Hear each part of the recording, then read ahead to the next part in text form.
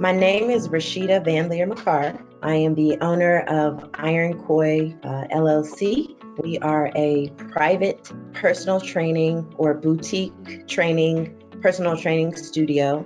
We service clients from the age of 6 years old all the way up to 97 and anyone with muscles. We take a more holistic approach to health and wellness. Not only do we provide personal training services, but we also provide nutritional counseling and support, yoga, and any other things that you can imagine may be health and wellness related.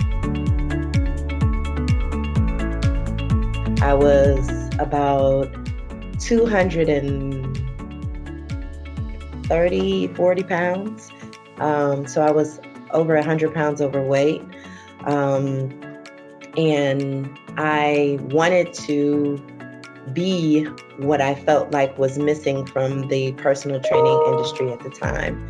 When I started, there was not very many people who are or who were invested in the client experience. They were more results driven.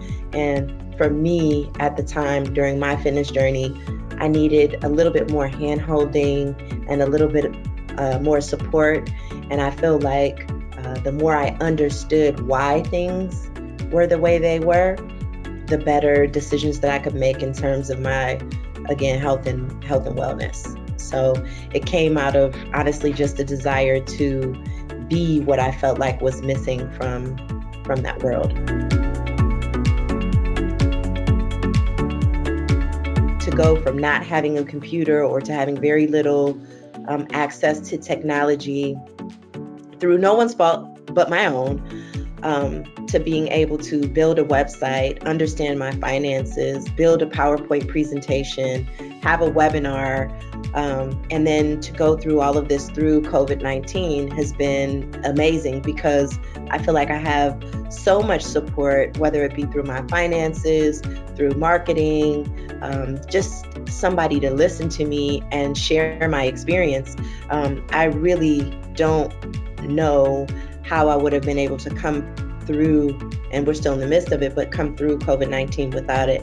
There's not an aspect of my business that I haven't learned to be able to dive into deeply. Even as silly as this may sound, but even the voice of the customer, that's not something that I necessarily thought about because in my mind, if people are still giving me their money, then that must mean they're satisfied with the results that they're getting. But the reality of it is that may be about 60%, but you're still leaving that 40% on the table.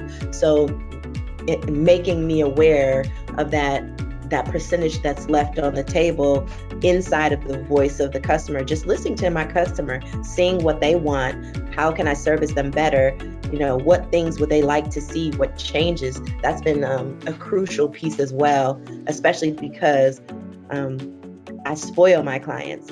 They are the most important thing to me. Their happiness does matter.